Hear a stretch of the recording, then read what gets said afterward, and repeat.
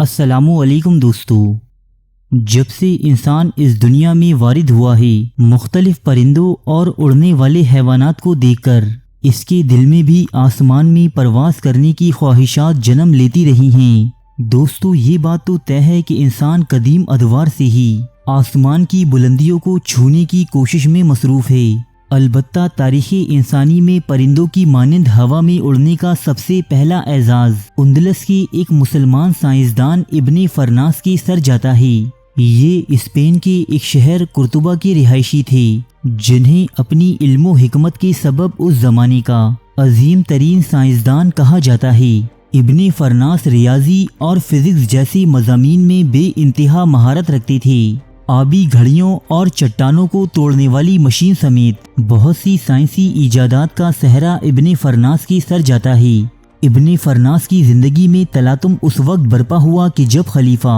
عبد الرحمن دوم کے دربار میں ارمن فرمن نامی ایک شخص حاضر ہوا اور اس نے خلیفہ کے سامنے آسمان میں اڑنے کا دعویٰ کیا۔ بعد ازاں اس آدمی نے قرطبہ کی بلند ترین عمارت سے ایک مجمع کے سامنے اڑنے کا مظاہرہ کیا، لیکن یہ تجربہ کچھ زیادہ کامیاب نہ ہو سکا اور وہ محض چند لمحے ہوا میں معلق رہنے کے بعد واپس زمین پر آ گرا، جس کے باعث اس کے جسم کی کئی ہڈیاں ٹوٹ گئیں۔ ابن فرناس بھی وہاں موجود یہ تمام تر تماشا دیکھ رہا تھا۔ ہوا میں اڑنے کے اس ناکام مظاہرے نے جہاں اس مجمع میں موجود تمام ہی لوگوں کو مایوس کر دیا تھا، وہیں یہ عمل ابن فرناس کے دماغ میں ایک نئی تحقیق اور جستجو پیدا کرنے کا سبب بنا۔ اس کے بعد ابن فرناس نے بھی انسانی اڑان پر تجربات شروع کر دیے۔ اس نے 23 سال تک پرندوں کی اڑان کی تکنیک یعنی ایرو ڈائنامکس کا مشاہدہ کیا اور وہ بالآخر 2 ریشمی پروں پر مشتمل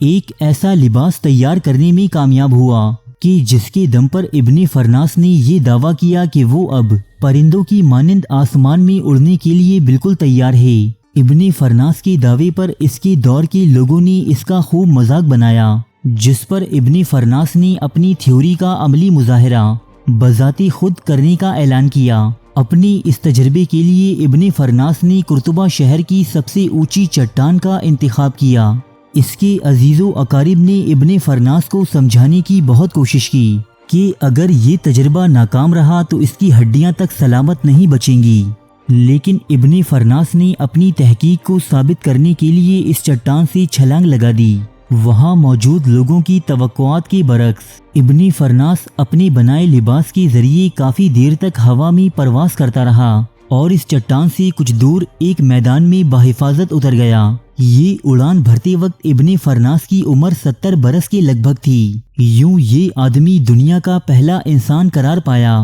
جس نے پرندوں کی مانند آسمانوں کی سیر کی۔ ان کی خدمات کے صلے میں آج چاند پر موجود ایک گھڑے کا نام ابن فرناس کے نام پر رکھا گیا ہے،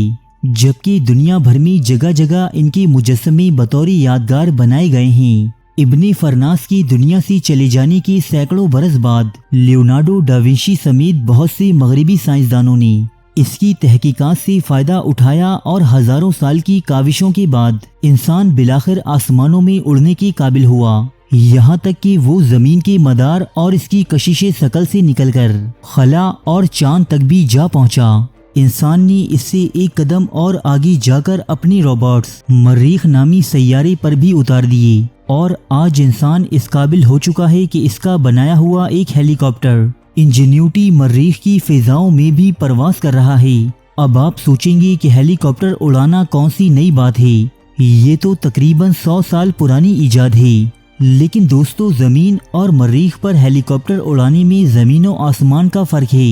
اول تو مریخ پر زمین کی طرز کی فضا یعنی ایٹماسفیئر موجود نہیں، یہاں ہوا نہ ہونے کے برابر ہے، اس لیے یہاں پرواز کرنے والے ہیلی کاپٹر کی ساخت اور ٹیکنالوجی میں زمینی ہیلی کاپٹر سے بہت زیادہ فرق ہے۔ اب چونکہ اس ہیلی کاپٹر میں انسان موجود نہیں ہوتا، اس لیے یہ مکمل طور پر ایک خودکار مشین ہے جو انسانوں کے دیے ہوئے احکامات پر چلتی ہے۔ دوسرا مسئلہ یہ ہے کہ زمین اور مریخ کا درمیانی فاصلہ اتنا ہے کہ روشنی بھی اس سفر کو طے کرنے میں تقریباً 3.5 منٹ کا وقت لیتی ہے۔ اس لیے ناسا کے ہیڈ کوارٹر سے بھیجی ہوئی کوئی بھی کمانڈ اس ہیلی کاپٹر یا زمین پر چلنے والے روور تک 3.5 منٹ بعد ہی پہنچ پاتی ہے، اور یہ 3.5 منٹ کسی بھی حادثے کے رونما ہونے کے لیے بہت زیادہ وقت ہے۔ اسی لیے ناسا نے مریخ پر بھیجے گئے روبوٹس اور ہیلی کاپٹر کو اس طرز پر بنایا ہے کہ وہ انسانوں کے بنائے ہوئے سافٹ ویئرز اور کوڈنگ کے ذریعے مریخ پر اپنے فیصلے خود لے سکیں۔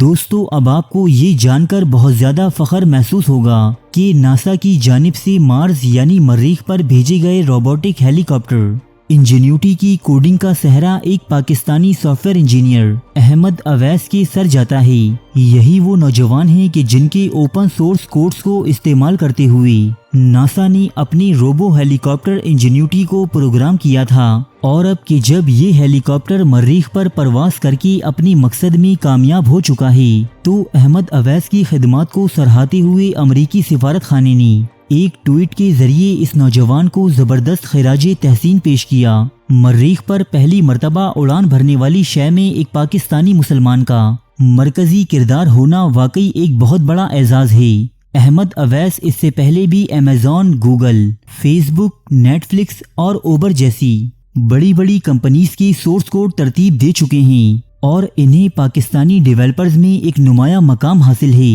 تو دوستو، جس طرح زمین پر اڑان بھرنے کی تاریخ میں ابن فرناس کا ذکر اولین سطروں میں آتا ہے، بالکل اسی طرح اب جب کبھی مریخ پر اڑان بھرنے کی تاریخ لکھی جائے گی تو احمد اویس نامی اس پاکستانی نوجوان کا ذکر ضرور ہوگا، جو ہماری نئی نسل کے لیے ایک مشعل راہ ہے۔ اللہ تعالی ہماری نوجوانوں کو ابن فرناس اور احمد اویس جیسے لوگوں سے ترغیب لینے اور ان کے نقش قدم پر چلنے کی توفیق عطا کرے،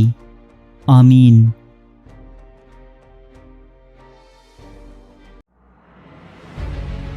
تاریخ کے موضوع پر پاکستان کا سب سے بڑا چینل، جہاں ملتے ہیں سچے واقعات مستند حوالوں کے ساتھ،